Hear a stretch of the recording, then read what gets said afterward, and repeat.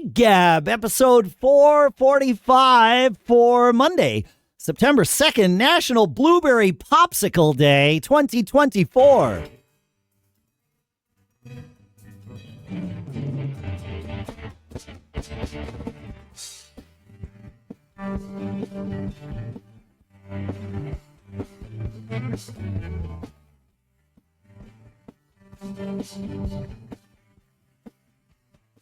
Greetings, folks, and welcome to Gig Gab, the show by, for, and about working musicians here, as usual, in Durham, New Hampshire.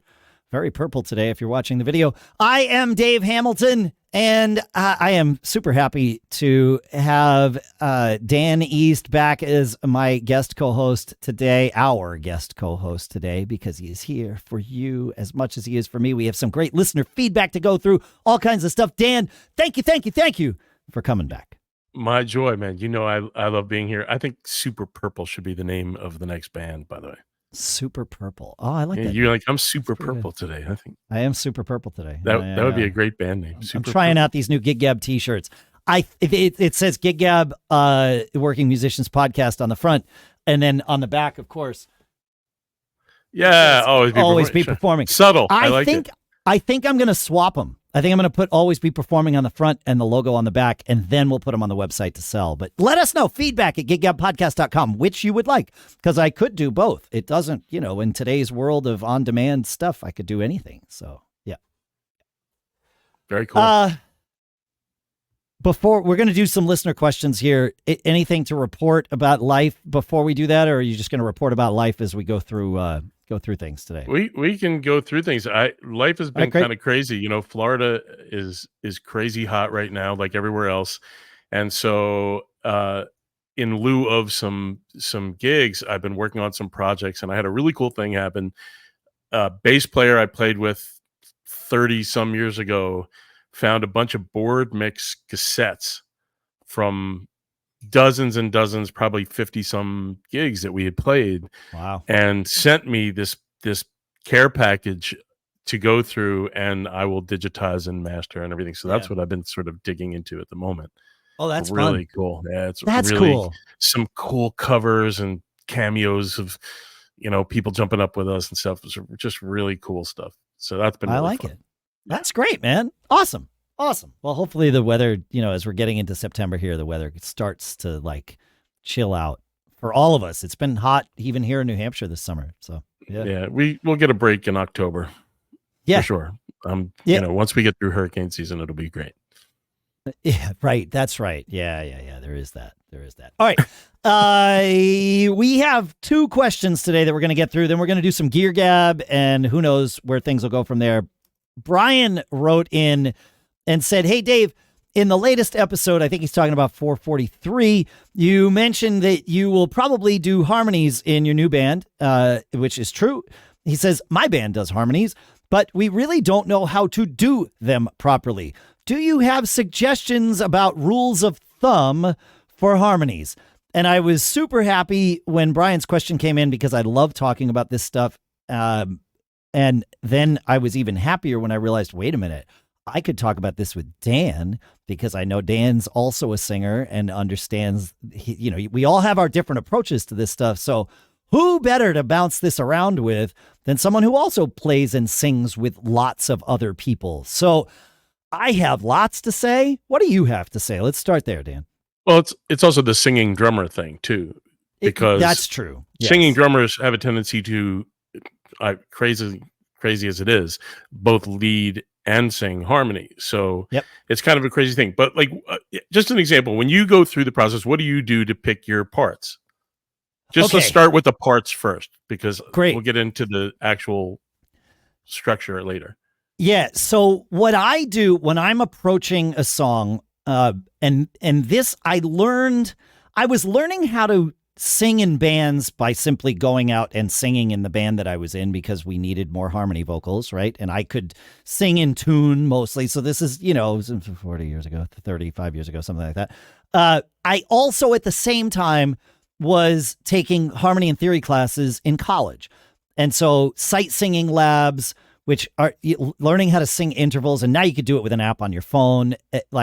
that was super helpful for me. And because these things were sort of in my head on a regular basis, like during the week, I was going to school and doing my, sight singing class and harmony and theory and all that stuff. And then on the weekends, I was going and playing in bands. And one night, I remember it kind of all clicked for me. And it was like, okay, this is my process. And it's been my process ever since. The first thing that I do is I learn the lead vocal part of the song, because I need to know what I am blending with. And this is just the way my brain works. From that point, I can, if it's a tricky song, I might need to sit down at the piano and like figure out what the chord is, or the chords are, like the chords that the harmonies make. But otherwise, if it's a fairly straightforward song with like, root and a third or root third fifth, or even a fifth below the root or whatever it is, which is, you do this enough, you start to hear the patterns. Once I can sing the lead, I know all of the other parts now. And so I will pick the part that somebody else, well, if I'm the only harmony singer, I will usually pick the third, the one note tight above the lead singer, because that sounds best. But if somebody else is going to grab that, I will grab something else. But there's a priority, right? If there's, 4 vocals on the record or whatever, and you've only got 2 singers, it's like, okay, well, which is the one that actually makes it sound like the 2 of you are singing in harmony, right? Don't pick the unison that's an octave below, or not a unison, but the octave below the root. Like, that's going to sound weird, unless you want it to sound weird, in which case you sound like Squeeze. Rock on. Exactly. Yeah. Right. Yeah. Exactly. Yeah. Yep. So, but that's how I pick my part. Does that answer your question? So you pick your parts by methodically saying, here's the tonic, and then I'm going to begin at the third or at the fifth or whatever it is, right? Is that what you're saying? Essentially, that's correct. Okay. Yep. And I'd love to know what other people are doing too. So, I mean, write in, do the feedback at Gig Gab podcast.com or whatever, and Facebook or whatever, because I'd like to see the way people approach this. My approach is really bizarre because of 2 problems. One is, with producer hat on, if I'm asked to do the arrangement, if I'm the vocal arranger, I have to hear it in my head first, and then I figure out what those parts are. And they're not 100% correct all the time. But if I hear the song played, just somebody sitting at the piano or sitting with acoustic or whatever, acoustic guitar or whatever, I can then hear the vocals in my head, and then I will map out what that is. Sometimes it's with suspended notes, sometimes it's with nines, whatever it is. Absolutely. But yeah. On the other hand, I've learned something from the live component, both singing and mixing, which is, just because you can sing does not mean that the timbre and timbre of those singers work well together. So you can arrange it any way you want. And if the tonal properties of the people singing don't gel, they don't mesh well, then it won't sound pleasing to the ear. You won't enjoy it the way that you should. So it's not just of the sake of having the note for the sake of having the note. Sometimes I totally agree. Coaching up a breathier background vocal. Sometimes in mixing, you're going to boost your 12K to get a little air out of the BGVs so they wrap around your lead a little bit better. There are all kinds of tricks to make those tonal properties work. So the way that you address that, for me anyway, and again, I'd love to hear what people are doing on this, because it is such a finesse thing, is really start just the singer is standing together with the piano or an acoustic guitar or whatever, and sing it and see what it sounds like. Because if you in the air, no microphones, no reverb, right? No, because if it doesn't sound good like that, you can begin to adapt and adjust. Sometimes you only need 2 vocals. Sometimes you need 4. Sometimes you need 3. But be based on what you're trying to get out of your background vocals, they're a given. And I know you talked about this on the show previously and in several episodes. For me, and this is something that the great Buzz Barkley in Philadelphia, he was in this band called Baru Review, and he was very involved in local music, and he's a legend and a wonderful guy. I love him, and I love Bob Baru and Greg Davis and all the guys and everything. They were, when I was 15, 16 years old. And Buzz said to me that when you're recording in the studio, because I was the youngest guy in the room, the background vocals are a given. The lead vocal on, especially for, rock music at the time, was like, there's some leeway there. You want the passion. There's going to be some weird phrasing and pitch, whatever. And to your point, I guess it was maybe a couple episodes ago, like, you don't really want to auto-tune your lead vocal, and so with that, your harmonies, your background vocals really need to be as flawless as you can get them. And they have to work on their own without the lead vocal. So how do you fix this problem? You literally do it. You warm up, you practice with the guitar or the piano or whatever it is. You super hydrate yourself well before you're ever going to sing, so that the moisture is already in your body. As they say in Florida, if you're thirsty, it's already too late. You're already dehydrated. So before you hit the stage, before you hit the studio, an hour before, 30 minutes before, you want to drink a good amount of water so that it's already in your body and you're not just coating your throat with water, which really doesn't do anything. And you make sure that it sounds good before that. And that's great, because then if you're recording or if you're live or whatever you're doing, you know what you're doing. You know what you're doing, but you already hear what the finished vocal arrangement will sound like. There's a really cool video floating around YouTube of the Bee Gees sitting on a couch just with an acoustic guitar and how they just crush the harmonies, and people are like, what was that? Well, like that Eagles documentary starts with the five of them backstage, brilliant, singing, doing exactly this. And the best part is the way it's produced. You don't realize that it's only one crappy camcorder microphone until after you've heard this perfect vocal blend that sounds not just mixed, but auto-tuned and all those things. And you're like, wait, they're like literally in an That's like a gymnasium, shoulder-mounted VHS camera that, one from the 70s. Big old nasty. Yeah, and yet it sounds like that. Now, was there some audio processing to clear out some of the, mess of the reverb of the room? Of course. But like, still, it's just the five of them singing. And at the end of it, Joe Walsh says, that's pretty good, and then out they go. I totally agree that you have to learn how to sing with each other. And there are several components to this. And I'm glad you brought this up, because I'm glad we're talking about this, because so much of this are things that I don't like have a list of things that I think about, but you're 100% right. Like when I went and auditioned with this band, I was singing with them, and it was like, can I sing with this lead singer? Like, do we sound good? Of course we can both sing at the same time, but does it sound good when we sing together, and how do I need to adapt? And there are things I do. If someone sings a little rounder and with like softer attack, I will match that softer attack. If this band has a lot of like, we're doing like a lot of Motley Crue and things like that, so it's like heavy, hard hitting vocals, and it's like, okay, I gotta match that. I need to have more of an edge to my voice's sound, less air, less breathiness, lots of air, but less breathiness, more of a harder edge, so that it blends with the way Tom sings.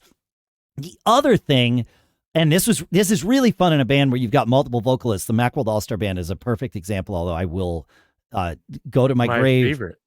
I will not share who I'm talking about here, but we had multiple vocalists in that band, and some of them would sing right on pitch. Some would sing a little bit sharp naturally. Some would sing a little bit flat naturally.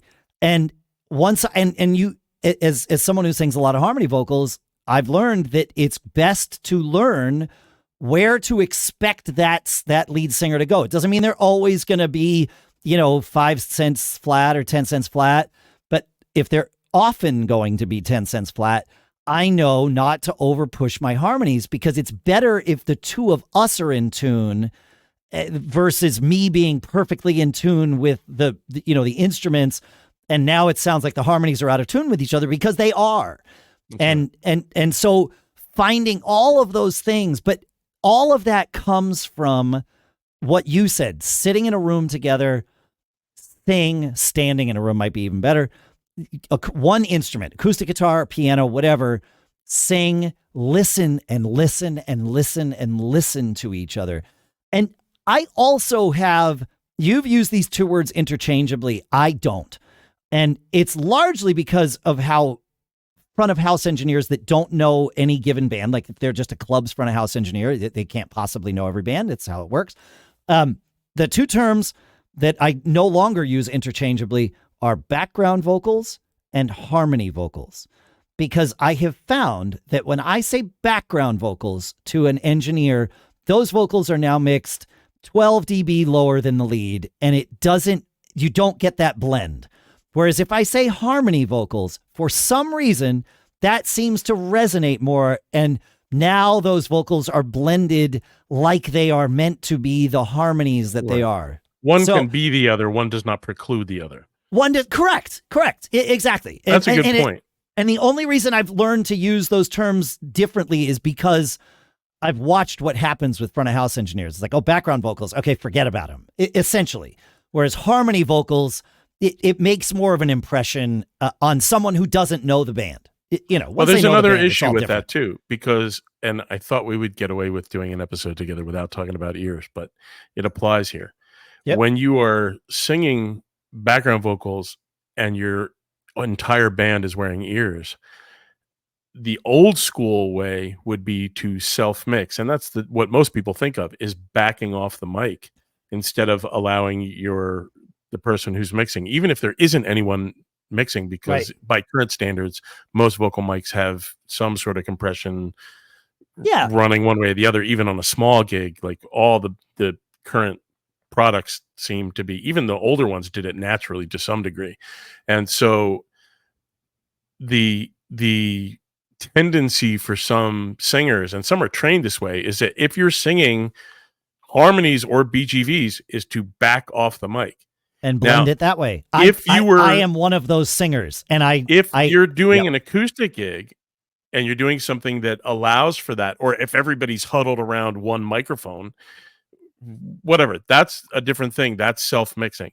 If you're on a larger stage, everybody's on ears and everyone has their own handheld and it's all together, you have to trust the person at front of house is going to take control, and you have to make out with that microphone and it's really true. Give it everything that you have, so that the person who's mixing can really make the distinction that you've just made something that becomes apparent to the listener. Because as an audience member, when you watch a band and you see the person Tony Bennett out all the way out here, and you go like, wait a minute, I can't hear that. There's nothing. I can no longer hear that.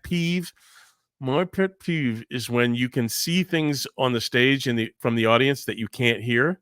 Oh, or it drives me crazy. Hear things that you can't see. Right. Dude, right? You preach. No, you're totally right. I am one of those singers that, I learned with monitor wedges and all that stuff. And so I have a natural tendency to back off and blend harmonies that way. Also, if I'm in a band where we do our own sound, a band like Fling is a great example, where everybody in the band sang leads and harmonies. And if we were doing our own sound, I would basically set front of house to be all vocals even. The monitors were all vocals even. And you would eat the mic when you were singing a lead, and you would back off a little bit when you were singing a harmony. And it worked because the system was set up for us to get away with doing it that way. What my problem was, I'd been playing in Fling for like 10 years. Then I joined that wedding band. I'm learning new songs, doing all kinds of things, singing often the primary harmony or at least the secondary harmony. And I remember one gig, our front of house engineer came up to me and he's like, just sing into the microphone. Let me mix you. And I was like, oh crap, that's right. I need to not do what I do naturally. Right. But that's okay too. It was totally fine. Like once he told me that, it was like, I got you. Okay. One other point on this, because I know we have a lot to get to. That's okay. You made a really interesting sort of sidebar to what you just said, which is deciding who sings what songs. And as a real act of humility, one of the best things that any artist as a band, if they're an actual band, can do is say, you know what, this song is probably better suited for you to sing lead. And it's Yes. a really, really difficult thing for some people, but it's so important because if you talk to anybody who's been through rock history or any music history for that matter, like any style of music, look at the Cars, look at En Vogue, look at, I mean, Toto. there are a million, perfect example. You know, it's okay to have each person, and the band actually that sent me, the guys that sent me all the cassettes and the board, we all sang lead at any given time. I would say, and this is a whole other conversation, but unless you have someone who is a very captivating front person and really interesting vocalist, you're better off, especially if you're just playing in a cover band. And I play in a cover band. I just joined one. It's okay. But you know, you're not going to change the world here. What you want to do is entertain the crowd. And again, unless you have somebody that can captivate a crowd for, 2 to 3 hours straight, the crowd is going to be happier if you mix up the sound of the voice who's singing lead and assigning songs to the people that are best set to sing them for whatever reason. If you've got somebody that's captivating front person, give them the songs that need that. If you've got somebody that's got, a really clear high range, give them the songs that need that. It's okay. Yeah. And it works at every level. I mean, yes, you go see the Rolling Stones and Keith comes jumping out and sings a song and you go like, place goes nuts. It does. I don't know why. There's no, he's not a great singer. He's not a great singer. Well, it's terrible. But how many Bob Dylan shows have I been to? How many Petty shows? Petty's a way better singer than Bob Dylan for my ears. Especially later Bob Dylan. I love Bob Dylan, but that's great. As the years have progressed.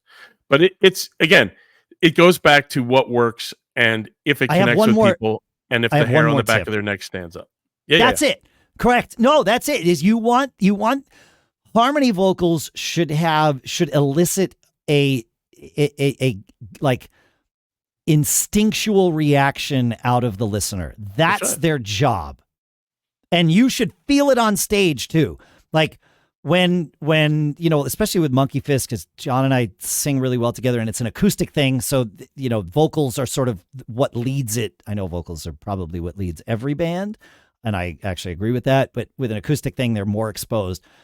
When those harmonies are locked in, it's like, oh yeah, that's freaking perfect. Like, this is why I got off the couch today.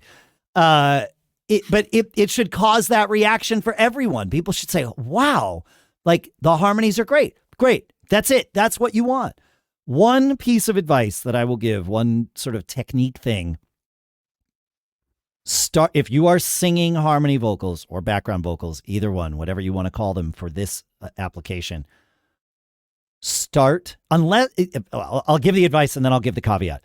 Start singing after the lead vocalist and finish singing and it's right after them, and finish singing right before them. The second part of that is the most important. You don't want the harmony lingering past the lead vocal. At best, you want everybody to rap at the same time. But because that's often impossible, unless you've been singing with someone so long that you just know each other, the best thing to do is to fade your harmony right before they are going to fade. And then it sounds tight. And it has to be concise, dude. It has to be super on the mark. And if you can't do it perfectly together, starting and ending, then it's better to have one person start and one person end, and you just fill in the middle. And similarly, as a harmony vocalist, don't enunciate too clearly. Watch your hard T's and S's, soften your words, just sing the notes. It will, and again, if you're really good, if you've got 2 people or 3 people or 5 people that are great at singing together, you can get away with hitting all those T's and S's and all those things together. You don't want to sound like an elementary school choir. But you don't want this cacophonous, flammy kind of thing happening. No, the gospel musicians have this down to a science. And if you ever want to hear it done really well, Soul Seekers, which Teddy Campbell was one of the people that was the front man for that, who is singing drummer one of my favorite musicians on the planet and one of the best human beings out there. When you listen to those guys up there, and they are all world-class performers. Soul Seekers do this thing on stage where they vocally hit the mark in all the best ways. You get the chills. The thing that's really cool, and this is done, and it comes from that genre in the best ways, some of my favorite music in the world, is that the first pass on the vocal will be a unison. The second pass will then, or the third, or whatever, the second verse, or the second time through the chorus, or whatever it is musically, all of a sudden goes from this to like that, and the whole thing opens up, and you go like, oh, yeah. And because it's meant to touch you in that way spiritually, it's really, really cool. And I love that. And that translates really well into almost any kind of music. If you're genre. working to be a harmonizing act, I'd love to know what people do. That's why I keep asking. Like, I think it's such a cool I want to thing learn from this. Absolutely. Yeah. Because it's a really cool thing when you start to feel it. And it just means being a part of that group, whether it's the Eagles or whomever it might be at any given time, to get that feeling, to get that goosebump kind of a thing going on. It's a yes or no answer. It works or it doesn't. So you have to understand that if it doesn't work, you have to not force it and be willing to adapt. That's it. So that's a really key. Yeah. And learn if you can sing. Like, there are some singers that I can get away with it. Like, I can sing in tune, I can sing the harmony, but it doesn't sound, it's never going to be that like magic buttery thing ever. And it's just our voices don't work together, or I'm not good enough to figure out how to make my voice work with that person. Okay. And one final thought on this. If you're in the studio doing this, don't be afraid to bring people in to do the session with you to make sure that what you use to represent your music has the best possible vocal quality. Because again, to me, and this is just how I was taught as a kid, background vocals are a given. So to this topic, which we have gone through, it's you want that. You don't want people to go, oh, what was that? No, like, this is your calling card. This is your music. You're creating something. Don't be afraid to get help if you need it. I think that's really makes a huge difference musically. Well, and hopefully we can contribute to the help and also be a vehicle for it. Like, truly, like Dan said, feedback@giggabpodcast.com. Send in what you do. Send in your thoughts about this, and we will share them so that, so that we can all learn. Ted has a question. He says, I play rock music in small to medium rooms like bars and clubs. Yep, same. He says, I have zero experience in running a mixer aside from plugging my kick drum mic into it. As a band, we currently run our own sound, and it's primarily run by our guitarist. I want a nice full drum sound through the PA, not louder, but fuller. As I'm sure drummers can relate, my toms are almost non-existent when I watch a video of one of our gigs. The goal: I'd like to mic all of my drums. I have a nice set of mics, which rarely get used, because the rest of the band are nervous that a full mic setup will be too loud. I'd like to pick up a mixer that will be used just for my drums and my vocal mic and run one line into our band's PA. Again, not a lot of experience here. I'm not even sure if I should be looking for a powered as opposed to non-powered. He's like, I'll do research on how to EQ each drum. Also, I'd like to use my mixer to run my in-ears. I currently use the Rolls setup that I've previously mentioned here on the show. The ultimate goal is for a nice... Okay, so this is actually the goal. A nice full-sounding drum kit in a small to medium room. I don't mind putting in the work and the money to get the result. Is this possible? By the way, plan B is to buy a Roland SPD-SX and just trigger everything. All right, well, let's talk about plan A first. As is typical, I have lots of thoughts on this, and so therefore I will start with you, Dan. Okay, so the fact that you're not getting the full tom sound in the house just without PA on tells me several things, not the least of which is distance. You're in a reasonable size room. You're not in a coffee house. So if you're not getting any projection off the stage, that also tells me that the other players on stage are probably too loud. And if the amps are too loud, and when before the PA is turned on, if you can't stand 20 feet in front of the stage and it doesn't sound balanced and all you're getting is guitars and nothing else, then something's wrong. So you need to kind of mix yourselves. Now, I have a thing that I've done for many, many years when you have a band that's using amps and drums. And I've had people get really mad at me for it and ultimately love it.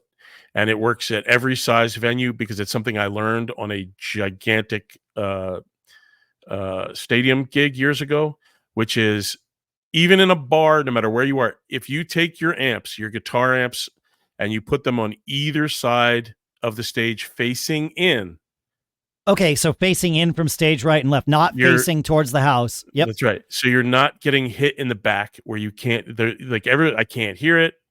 You know, if you have your amp behind you, it's like trying to take a selfie with the flash at your back. Like you can't, it doesn't work. Like, sure, there's your head, but I can't see you. Well, you can't hear it in the same way. So if you do this setup, and it's a really cool thing to do, you can do, you know, a guitar, if you have two guitars, a guitar on either side, or, you know, bass and guitar on one side, another, whatever it is, so that it's evenly distributed. Then it's pointed at your ear, and then it's also far enough away from the drums that you're not going to get as much bleed if you are miking your kit. It also means that your wedges or your ears are going to sound a lot better because you won't have as much conductive volume, and all these things really, really help the sound. Your front of house person, if you have one, will love you forever because they're not fighting stage volume. Right. If you're doing it yourself, when you set up your inputs, you will have a much better concept of where your clipping occurs and everything else. So when you're going to mix yourself,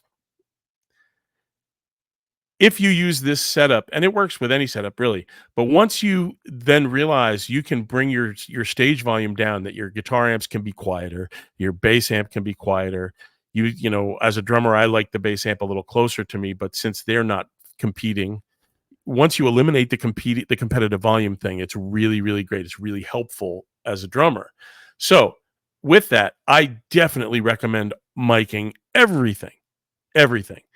And you get spoiled with it. It doesn't mean you have to use it in the mains, but if you're using ears, you definitely want to know where you are velocity wise. So there's a little thing that I do, whether it's just for monitors or for whatever, is once you're, and I won't nerd out too much, but when you turn up your gain, and once you know that everything is pretty much correctly giving you the amount of signal that you need, you've talked about this before on the show. Yep. And you know where your levels are, doesn't mean that the toms have to be up. In fact, depending on the drum and the materials and everything else and how you mic them, you can actually pull some of the mids out of the toms so that what you're getting is sort of the smiley face EQ in the house. And that's a generic thing. I'm not saying that you should do this. I'm saying that can be helpful. The effect of loudness, of having a little more perception of the toms without them actually being at the front, won't block your vocals. It won't block your guitars. There's a lot of same frequency going on in a lot of bar situations and club situations, because the singer sings generally in the same range as your guitars are in the same range, and your snare and your toms. And I know, again, you've talked about this on the show. You want to make that space. So from the drummer's perspective, for my ear mix, I want to hear everything. Like in my ears, I don't care if they use it in the house or not. I want to be aware of all my inputs, all my drums and my cymbals. And that can be done a bunch of ways. So this is really kind of a thing that, as you're getting this setup together, you want to problem solve first. If you can deal with your stage before the fact, then when you mic everything, your band, whoever's out front listening and telling you what sounds good and what doesn't, may say to you, yeah, we need more toms. And ideally, you want to pan them a little bit so that they're not right in the middle. You don't want to necessarily hard pan anything, but enough to make space. Make space for the lead vocal. Think of it this way, right? Right. So here's your. Oh, hey, vocal. I'm gonna stop you there because we're gonna get way off the beaten path. Right. All I'm saying is, I'm just in a nutshell. All I'm saying is, if you start in the middle, all those things that live in that same frequency range have to have a place to go. So you spread them out a little bit, and then they all will then gel much more naturally. I totally agreed, and thank you. So I love what you said. I like, first things first, make it sound balanced on stage. Like, that is a great place to start, because if it doesn't, you're going to have a much harder time compensating for what's happening in the room, because the stage and the room are very closely related in a medium-sized club, small club, right? I don't like the idea of submixing the drums from the stage, because it means that your front of house engineer has absolutely no control, especially if your drums and your vocal mic are tied to a single signal or even a stereo signal sending up the chain. I would avoid that like the plague. And maybe I need to come up with a new phrase, because I think I've had COVID like 4 times. So I would avoid it better than I've avoided the plague. I asked Ted about this, and he said, well, the reason he's doing that is he plays in multiple bands, and he wants to have something that's sort of plug and play for every band. I would still lobby for send every input to front of house, if at all possible. If you need to do some submixing, fine, but I absolutely wouldn't submix your vocals with drums, because even if you could make it work, you know, your vocal reverb is now not going to be matched with the vocal reverb from the other microphones. The front of house person can't mix these, or no one can mix it. It creates more problems than it solves. I really think. I found when I'm in that scenario, though, where there's potentially not enough channels in the board, or time or whatever dictates that you're not going to be close miking every tom, what I find is kick, snare, and then 1 or 2 what I call overheads, but they're mics, they're more kit mics. I don't put them way up overhead. I put them almost clamped on to like one of my rack toms, but with enough room. I use the I'll put a link for it, the new Stage Ninja clamp that is like a gooseneck for a microphone, and it'll clamp onto anything and it'll stay exactly like you want it. And it allows me to get a microphone about a foot above my rack toms, and with the right microphone, and the right microphone can be like a vocal mic even. I mean, it can be a decent condenser, but you know, like a Heil, like a PR37 is perfect for this too.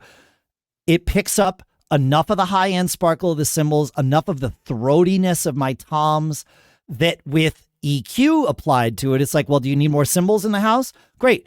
Add a little, you know, add a little touch on the high end. You need more of the toms, pull some of the high end out. Let that, you know, that third microphone, kick, snare, and the drums can really make a difference. And sometimes I'll even put that drums mic behind me aimed at the kit. So I mean, I call it overhead, but it's not, it's rare that I actually would put it overhead. It can work overhead, but it also works behind you. Yep.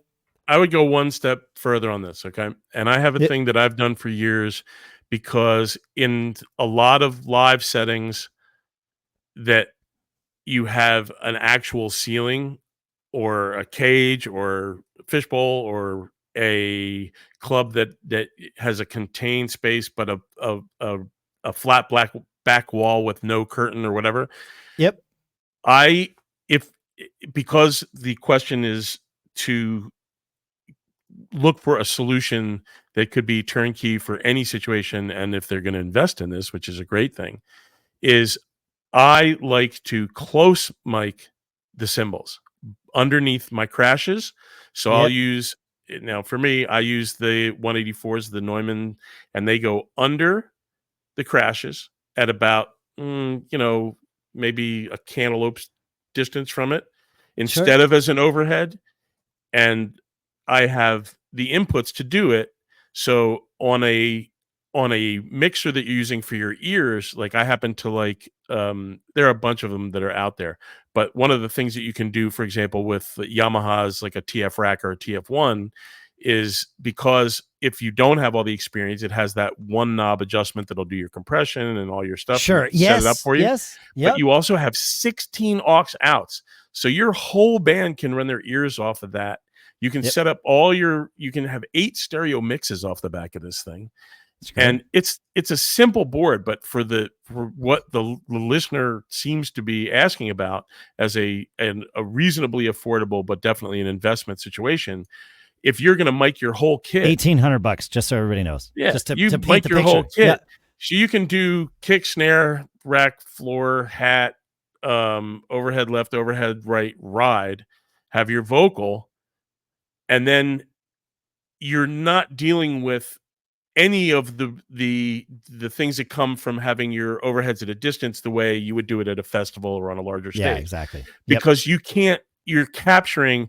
So with the way you're suggesting, that's why I don't have overheads way overhead, because they pick up guitar amps and everything else on stage. Yeah. So now when you put the amps on the sides of the stage aimed in at a lower volume, and now everything is audible, what you may find with your particular setup is that overhead that you use for your kit now lets you, hear the kit, which really makes a difference. And that way everybody hears better, and you'll find that your ear mix will change.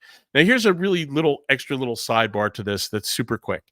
If you live stream your gigs from your garage or from a venue and you want to do this, one of the really cool things for drums in particular is that if there's something you don't need in the house, this is a great trick, Dave. If you want it to be in the live stream but not in the house, pull it all the way back, listen to your live stream output, push it up until you can hear it, just if you're taking it from the main mix so you don't have an aux or a matrix, and then back it up just enough so that it's not coming through your mains, and it'll still go to the live feed. Oh, just bleed it in a little bit. Oh, that's a good little tip. We're going to do another episode talking about recording your gigs, because we got to do that. So hopefully this helps and at least gets this conversation started. Ted, anyone, if you have more questions, advice, tips, corrections, if you're yelling at your car right now because Dan and I are totally wrong, we want to hear all of it. Feedback at giggabpodcast.com. I want to talk about gear, if you've got a few more minutes, Dan. I love gear. So my studio here, during COVID, I converted everything to digital. So even rehearsals are digital. Obviously, the podcast runs all digital. And I've talked about the software that I use. The hardware, and the software has evolved, and we've talked about that. The hardware that I use has, at the core of this for the last 4 years, been the PreSonus Quantum 2626. And I love this thing because it has 8 inputs and outputs, plus it's got ADAT connections and SPDIF. So I have mine set up to do 24 inputs and outputs. And it's amazing because I can run everything. Everybody gets an ears mix that they want. And then I can, with literally the touch of a button, because for my rehearsals, I use Logic as the mixer. It also turns out Logic is a pretty capable DAW. It can record things too. Who knew? And so with a touch of a button, I can record. And now I have a multi-tracked recording, right? And this PreSonus, the Quantum 2626 Thunderbolt, super low latency. I love it. They have come out with its, the next iteration of this, and it is the Quantum HD8. Now, there are many things they have added to this, not the least of which is digital control of your gains. So prior, I have, on the 2626, I've got analog knobs to spin to set gains. And if I nudge it, well, the gain just changed and I don't know where it was. With this, the gains are all settable either on the interface itself with digital controls or with your like Logic has control of these gains. So, different band, different singer, I have different gains for them now, and I can save it, and it all is remembered. It's got a 20 dB pad that kicks in, obviously phantom power and all those things. It's even got each channel has a high pass filter right on the input. And the one thing about it that gave me pause, I was like, okay, well, you've kind of fixed all the problems. They put all of the XLR inputs are now on the back, which is much nicer than having, in a studio, having all your XLRs kind of coming around the front. It's nice to just hide all that stuff in the back. The one thing that they did to this that made me question it is no longer Thunderbolt. It is USB-C. I totally understand why they did this, because Thunderbolt isn't, it is Thunderbolt and USB 4 are kind of the same thing. But you'd have to listen to Mac Gig Gab to really get into the nerdy stuff about that. But USB-C, certainly from a cross-platform application, way more supported, way easier for people to really be able to use this on different platforms on Windows versus just, Macs and all that. So I was concerned about the latency. What would the difference be? It is 2 milliseconds. That's the difference. They are using the isochronous channels of USB-C, and if you don't know what that means, it means that things get sent immediately as opposed to getting queued up, and so you don't have audio arriving late or being sent late, which could add a variable latency. They are using the isochronous channels properly of USB-C. It tests out fine. I can't tell a difference in my ears, and I'm super sensitive to this because I actually hear myself when I podcast on delay. So, but 2 milliseconds, I can't hear the difference in 2 milliseconds. I can hear the difference in about 12 milliseconds, but 2 does not make a difference for me. And this thing's fantastic. It is a great evolution of this product. And I'm using the HD8. They have smaller versions of it that have less and cost less. This is $9.99 for the HD8, which is to me a very fair price. They've got the HD2 with how many interfaces? How many inputs does that have? I think it's got 2 on each, right? Yeah, 2 of each, two ins and 2 outs. The outs are mappable with software, which makes life really cool. On the 2626, the headphone outs just were the mains, and there was no way to change that. Now you can route that anything you want to the headphone outs, which kind of makes mixing a podcast a little bit nicer. But yeah, fun stuff. I like it, and it comes with a year of Studio One too. So if you don't have a DAW, your $1,000 gets you that too. So I've been stoked about this thing. I have been super happy with the 2626 for the last 4 years. It has been super reliable. Even when things spilled underneath it, it just works fine. No problem. So, yep. But this is a nice evolution of that product. So I wanted to make sure everybody knew about it. What do you have any questions about that, Dan, before we move on? Okay. That's great. Cool. Yeah. I'm glad that you like it. I'll have to check it out. It's great. Yeah. It's a nice piece. I've been really impressed. I like their preamps. When I was using dynamic mics to do the pod, or when I use dynamic mics to do the podcast, a lot of those require so much gain that some input devices don't have enough gain. You need to put a cloud lifter or something like that on it. This thing's got gain for days, so it's plenty enough for even like a large diaphragm dynamic, which is great. Not because not everything has that, and the inputs are clean. They're clean Cool. and musical. Yeah, they're nice. Yeah. Good to know. Yeah. Very cool. Yep. What do you have for Gear Gab? Not Gig Gab. It is Gig Gab. That's there's the some show. There's some really cool things that are coming out as we get to the end of the year, and I don't know if it's for gift giving time or back to school or just life or whatever. Because I know maybe January, people are hoping that folks will have some money to spend. Actually, I'll tell you what, the amount of new gear that I've seen people show up with tells me that they do. So that's great. Yeah, and not just that, but more people taking care of stuff. In fact, I just took one of my acoustic guitars into the shop here. Amazing guitar shop, Wolf Guitars in Jupiter, that they actually have a Plek machine. They can do all the fret reworking and everything. Yep. It's big time. Yep. So one of the things that came out, Zoom came out with this H1, this new XLR input digital recorder that is like about the size of a can of Altoids. Oh, wow. It's super cool. It's got everything that you could want, and they really did a nice job with this thing. It does exactly what you think it does. It is a digital recorder that you basically connect it to your mixer, because I record every gig, as I always have.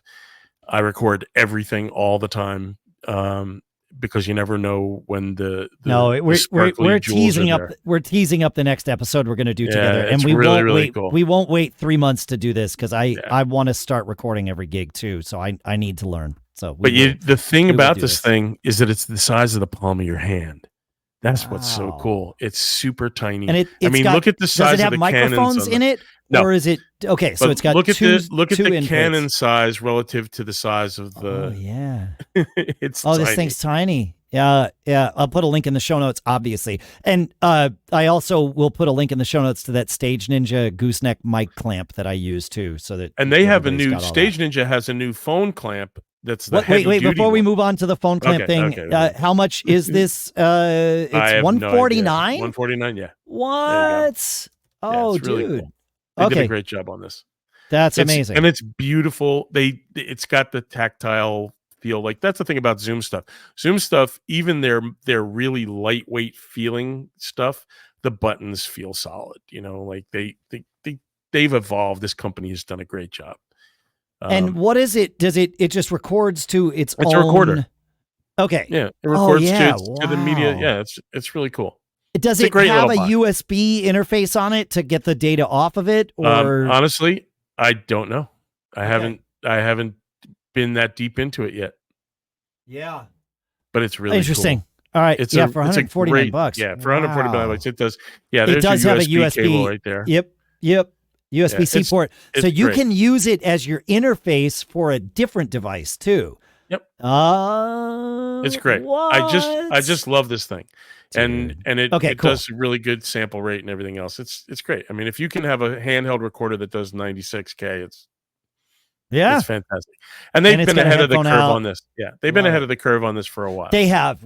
I think in one of the first episodes of Gig Gab, we talked about the Zoom H4 or whatever it was. Yeah, the H4n. We talked about it with Paul. I was on the show. Yeah, you were. Yeah, exactly. Yep. It's great. So, and we talked about the raccoon tail that went with it and all that stuff. Yes. So anyway, this is a great one. The Ninja clamp, this new, and I'm now more involved with the Stage Ninja guys. Cool.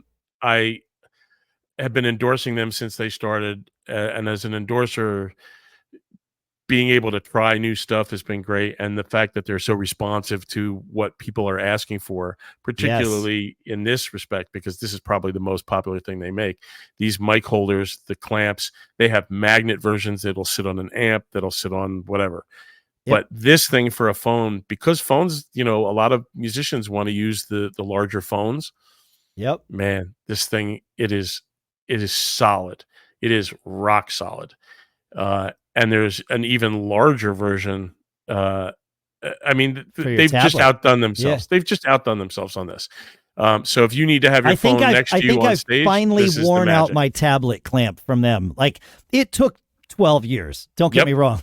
But but think about that for a second. Every gig, every single gig. Yep, I use it for my iPad, off of my hi-hat stand. I was using it at rehearsal last night, and it was kind of like sagging a little, and I was like, I'm going to take a look at this. There might just be an adjustment I need to make. But if I need to replace it, it owes me nothing, though. Yeah, like, it's 12 years old or 10 years old or something. So, yeah. All right, I want to go through this because I got a couple of things that are really cool. If you haven't seen this, because we always do drums first, I figured we'll not do drums first. Great. Shure put out what is basically a black screen SM58. Really? It's a black on black SM58. Really? And it sort of responds to where the industry is now. Yeah, but for $100, and and because it is an SM58, it is everything that an SM58 is. Even though you could buy the black screens, aftermarket and everything, this is black on black, and it's just where things have gone live. So if you love a 58 and you want to be able to hang pictures on the wall with your microphone, then this is your workhorse.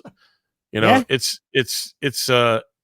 exactly what it says it is. So we'll just wanted to mention that because it is actually really beautiful. The next thing, and I miss Paul when these things come up. Is Universal I miss Audio. Paul too. I've been trying to get him back on the show. Man. He's been swamped this summer. So yeah, I gather. Universal Audio has this new amp in a box emulator pedal called the anti-guitar amp. And if you're a fan of like 90s metal pop and really crunchy guitar sounds, man, this thing is awesome. And I'm not always a fan of that particular sound. Sure, but it's a sound because for corporate bands and cover bands and party bands and things like that, where you really want to really get close and you don't want to have to drag a 5150 amp on stage with you, or if you're a band that's using all ears and your Pod Go or whatever isn't quite hitting it, man, this thing is cool. It sounds the way those of us who are around remember those guitar sounds. Really? And the amount of control that you get, I think, to their credit, because I think Universal Audio stuff is incredible. Yes. I believe they give the user the ability to improve upon some of those really crunchy, very super transient, attacky, grindy sounds. There's a UAFX app with your phone that you can use to tweak this thing. Yep. What? It's super What cool. does this cost? Do we know? I haven't seen it. I haven't seen a price as I'm looking on the site here yet. I don't remember what it was. Let's go find out. Yeah, I'll find out. Yep. There it is. I see it there. I'm on Amazon. $3.99. $3.99. The thing is insane. It's insane. Huh. Okay. So we got that. We got the phone. Okay. Last one. This is a kind of a wild story. I get a DM on Instagram from this guy, Vlad, who says, I have this product and I was wondering if you would consider, coming on board with us as an artist and all this stuff based on what we know about you and tone and the way you deal with sound and all this stuff. And I said, well, I can't say yes because I haven't heard it yet. What do you have? What are you talking about? And I could tell it wasn't spam. It's just a really genuinely nice guy sounding, and we went back and forth a little bit. He said, well, let me send you these and then you tell me what you think. I was like, perfect. They're called Tonewings. And these are metal, sort of bent plates that actually mount inside the shell of the drum. Oh, so they're not sitting on the head. They're inside, pushing up against the head. You're actually pulling your mounting, your lugs, your hardware screws, not the lug, but the female side. You're actually pulling that, right? And you're mounting these in. And I've tried. Now we're doing like facing each other in the same way. Now the way they describe them, I tend to disagree with because I have a long history with drum accessories with kick port. They push up against the head, correct? No, they do not. So this is the thing, because this is something I am very well versed in. So hang on, I need to ask, what do they touch inside the drum? The shell. That's it. Yes. And it's just like a little, it looks like it's maybe 2 inches long. And so in effect, what it's doing is, the way they describe it is that it adds mass to the shell. And I don't disagree with that, but let me explain this a little differently. What I find that it does is that it alters the tone by increasing the density and redirecting the wave development more cyclonic almost inside the drum itself. It breaks up the square wave inside the drum. Correct. So instead of being a dampener that takes the overtones out, This Right. actually allows the drum to resonate naturally. The drum, when you hit it, it actually, everything happens, but it contours the way that the wave develops in such a way that it shortens the duration slightly the way a dampener would, but actually doesn't alter the tonality of the drum itself. This is really cool on floor toms. It's really cool. They use them on Yeah. snares. And so I've been just starting to get into this because I like the idea of it, but I was very skeptical. Because you can configure these differently, it does take a little bit of trial and error to get them just right. Of course. But anybody who's tuned drums understands trial and error at their core. So what I really liked about this was what it did on a brass snare and what it did on a really, really cheap snare. Like of course it's going to sound great. Right. Like it's going to sound great on anything. If I have a really expensive snare that I bought because of the way that it sounds, and I tried one, it's okay, and it cleans it up a little. But like if you have like a $200 and there's nothing wrong with that, but if you no. Okay, you got some crappy little snare you bought on Amazon. Right, you have a side snare and you're like, okay, I got to put 2-ply coated on it, and it's got to be a reverse CS, and I got to put 30-strand wires on the bottom, and I got to do this to get this thing to sound like what it you got to put another $200 worth of gear on it to make it sound good. Yep. But this thing, you put these inside and you mount them around, especially on like a piccolo snare or just it creates enough of a channel of the wave development internal to the drum that it contours the overtones is the only way I can describe it. You're not really dampening. You're not really changing anything, but you're adding weight to the shell. Yeah. And you're adding the ability for the wave to develop in such a way that you're getting all of the pitch and all of the tone, but you've adjusted your overtones just slightly. And it's not a really super dramatic effect, but it sounds really good. It definitely does the job. And it does it without adding anything to the surface of the head. You can buy these, you can buy a 5-pack of these. Well, let's see. They come in different sizes. It looks like a 4-pack of the regular size, whatever that is $90. A 5-pack of the mini size is $70. So, like you said, some trial and error. Was it the Ultra? I think is the other one. I think is what it's called, or the Studio Ultra, or something like that. I see Tonewings 1-pack of 4, Tonewings Mini 1-pack of 5. I see magnetic ones. And they seem to make them for guitars too. So they do make acoustic guitar. They do make some, because the concept of waveform development is pretty universal. So not right. This is really cool. Drums. Yeah, this is a really cool. This is a really cool thing, and I think it will continue to evolve. Yeah. Because I have a drum student right now, as a matter of fact, who you'll love this. First time breaking a snare head. This is the whole story. First time breaking a snare head because he's gotten that good and he's working and he's playing and he's doing stuff. It happens. It's like his badge of honor. And he has still his original kit and his original snare. And I said, well, let's do a couple of things here. And so that's what we did. We were able to like make this thing sound like $1 million, and it does. It sounds fantastic. Awesome. I love that you are doing tuning. Like you aren't just playing with your students. You're teaching them about their instrument as a holistic thing. I loved my teacher that I had, and I wouldn't be the player that I am. I wouldn't be the musician that I am without him. But we never really talked about drum tuning. I kind of had to learn that, on my own.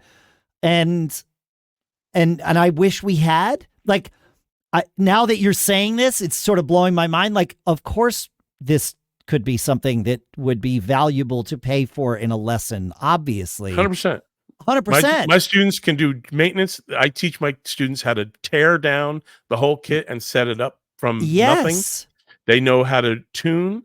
They know how to change the resonant heads, which is like super important. First students that I get, they're like, those are the factory heads, aren't they? Like, I don't know. Like, Yeah, I know say the name of the right? it's they know how to. Right. This Say is Ludwig the on biggest there? thing. The last point I will make. The biggest thing I see with drum students is that when the hi-hat stand comes apart, either the bolt on the bottom or the rod comes apart, severed, or it happens. the clutch breaks or whatever it is.